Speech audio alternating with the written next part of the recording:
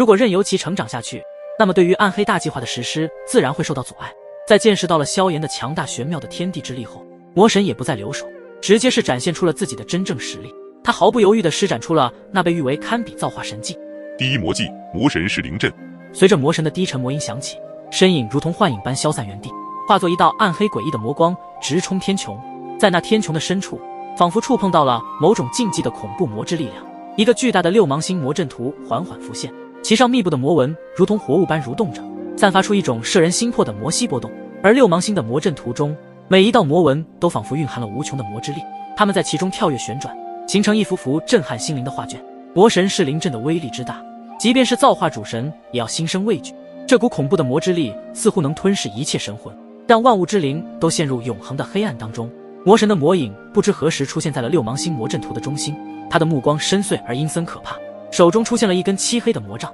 魔杖轻轻一挥，便有无尽的魔气涌动，朝着萧炎笼罩而去。他也不再试探，这是真正的杀机，是魔神的必杀技。这一击之下，任何对手都将会陨落其中，不带一丝残留。周围的虚无在魔神噬灵阵的运转而变得扭曲，即便是没有空间的虚无都在剧烈的颤抖。魔息波动所到之处，一切生机都被无情的抽离，只剩下死寂与黑暗。萧炎面对着这几乎不可抵挡的第一魔技，眉头也微微紧锁。他能感受到自己体内的神魂在这一刻仿佛被那道魔神噬灵阵所笼罩而来的魔气引动，发出剧烈的反抗。但萧炎没得选择，如果他败了，身后的大家也将会葬身于这里，所以他的心中只有一个想法，那就是掩护大家逃离此处。合纵连横，萧炎释放出全部的力量，引动天地之力，以潮水的姿态向他汇聚。然后在逍遥步的加持下，这股力量更是被推向了极致。纵横诀在他的体内咆哮，如同猛兽般挣扎着要破体而出。他的双臂高举，一股无形的波动随着他的动作荡漾开来。合纵连横，将所有的纵横之法力量融合，进行最后的一击。哗！突然间，萧炎手中的纵横神尺绽放出刺目的光芒，一道十字形状的光束从神尺端爆发，携带着天地间所有的力量，向着魔神噬灵阵横贯纵灭而去。这道天地纵横光束的所过之处，即便是混沌虚无都被再次一分为二的横扫开来，就连时间都被斩断了。最终，那道十字形状的天地纵横光束轰击在那魔神噬灵阵之上，瞬间引发了天地间的共鸣。轰轰轰！爆炸之声震天动地，爆炸之光让漆黑的虚无都出现了某一刻的色彩。这一幕就如同是天地初开时的一次激荡，是力量的巅峰，也是这场战斗的高潮。战场上的所有人都被这震撼的一击所震撼，甚至忘却了呼吸。他们看着那肆虐的爆炸，看着萧炎站在风暴的中心，这将是他最后一舞。萧炎以大道的实力激战魔神，这场战斗也将会因为这一击而被载入史册。一道耀眼的能量波动以一种不可思议的波动扩散，任何之物接近这片混沌虚无都会在瞬间立马被蒸发消散。一道耀眼的能量冲击波引得天地色变，无尽的能量波动自虚无中爆发，那里宛如混沌初开之际，无穷力量在这一刻得到了释放。空气中充斥着紧张与危机，所有万物之灵本能地感受到了似有无形的毁灭波纹不断向四周扩散，连虚无都在扭曲形成无规则之物，呈现出一种不可思议的景象。天地之道与第一魔技的对抗达到了前所未有的巅峰，虚无最终受到了无尽的压缩，竟然形成了一道质量超高的大黑洞。这道大黑洞犹如一只贪婪的巨口，将双方的力量不断地吞噬其中，仿佛要将整个世界的精华都吸收殆尽。这是什么黑洞？为何我的神力以及天地之道都被剥离啊！在这一刻下去，肯定会被吞噬进去。萧炎将自身的神力催动到了极致，对抗着大黑洞的那股极强吞噬之力。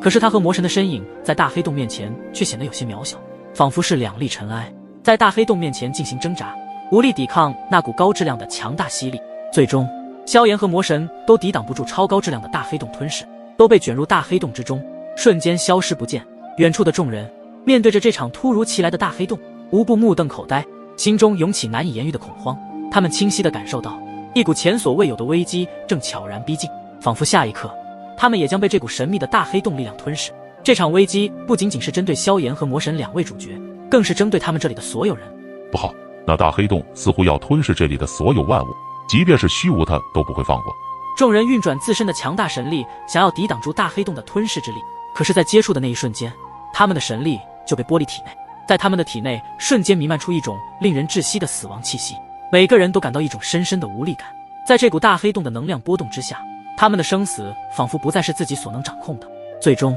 应龙神灵以及盘龙夭夭等一众人也只能眼睁睁地看着自己的身躯被大黑洞吞噬其中，等待着未知的命运。与此同时，在一个遥远的面貌世界中，有着12道身影伫立于这方世界的一片朦胧迷雾之中，空气中弥漫着一种莫名的紧张气息，仿佛整个空间都在为某个不祥的预兆而屏息凝视。突然间，一股强烈的震颤自天际传来，震动着其中一些人的心房。突然间，一股莫名的波动穿透了沉默，空气仿佛被拉紧，无形的压力让其中的一些身影都感到胸口沉甸甸的。这些身影有的高大威猛，有的温文尔雅，他们的服饰各异，但却无一不透露出一股超凡脱俗的气息。此刻，他们的眼神中流露出一丝异常的惊慌，彼此交换着疑惑的眼神，却无人能说出心中的不安。感觉最为强烈的乃是其中2道绝世倩影，他们正是薰儿和彩铃。此时的他们正紧紧地捂住自己的胸口，他们的脸色有些苍白，紧张的情绪如同涟漪在人群中迅速扩散。在他们的中间，一位娇小的身影显得格外突兀，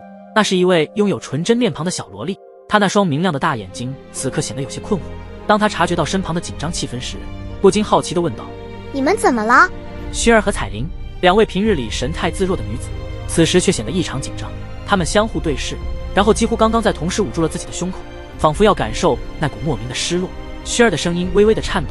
我们也不知道，刚刚我们感觉到像是失去了什么重要的东西。小萝莉的眉头微微紧锁，那张可爱的小脸上多了一抹与年龄不相符的严肃。她环顾四周，仿佛能感受到那些无形的波澜在空中回荡，四周的景物似乎都变得模糊，唯有这股突如其来的紧张感在每个人的心头萦绕，挥之不去。我们也感觉到了，我的血脉刚刚在那一瞬间发生了剧烈的异变，不知道这异变代表着什么。这时，另外2道年轻一点的身影，一男一女，也同样感受到了突如其来的血脉异变，这让他们感到十分的匪夷所思。血脉异变，其中另外2道年长的身影踏出一步，惊讶道：萧林，你们说刚刚你们的血脉发生了异常的波动。一道苍老紧张的急促声响起，他正是要老。空气中瞬间弥漫着一种说不出的味道，那是即将到来的变故气息。那位小萝莉以及身后的那3王身影的脸庞上闪过一抹凝重，他们似乎意识到了这股不安的源头。师公，怎么了？听到药老那紧张的模样，潇潇和萧林的身躯不经意间出现了微微的颤抖，问道：你们和薰儿、彩铃4人同时出现了这种不安的感觉和血脉异变，难道是那小家伙出现了什么危险？药老的这一句话一出，让得原本就紧张的氛围变得更加的紧张窒息起来。什么？萧炎哥哥有危险了？薰儿一脸紧张与担忧，他可从来没有过这样的不安感觉，那种感觉就像是失去了某种极其重要的东西。难道说这极其重要的东西表明的其实就是萧炎？萧炎遇险了？不会的，那家伙可是无尽火域的炎帝，又是炎龙盟之主，一直能够创造奇迹的他，怎么可能会遇险？我不相信。即便是彩铃那最为冷静的心态，此刻都有些招架不住。他不敢想象这是真的。他们一帮人复活后来到神藏，就是为了寻找自己的机缘，甚至是大道机缘，至此提升自身的修为，使自己变得强大起来后，还想着能够留在萧炎的身边，与他一起并肩作战。如今他们的愿望即将要实现了，又出现了他们从来都不敢想象的事情，这换作是谁都无法接受。我想萧炎他不会有什么事情，他一直在生死边缘历练，或许这一次也是生死的历练，而这种险象环生的历练更是能够促使他变得更强也说不定。你们不用担心，刚刚的那种感觉有可能并不是萧炎真正的遇险，有可能他现在正在经历着某种让我们大家都无法想象的过程。不要忘记了，他的另一个身份乃是无上传承者，被无上神所选中的传承者，应该不会那么轻易就陨落。现在我们更为重要的是，就是你们将前不久获得的各自机缘，在这个特殊的面貌世界中进行原地领悟。这样一来，要不了多久，你们就可以突破自身的桎梏，成为踏入半道神以及大道主神之路。神明3王中的神荼王，乃是掌控转世之道的强大存在，也是神明3王之首。他的话语倒是有着绝对的说服力。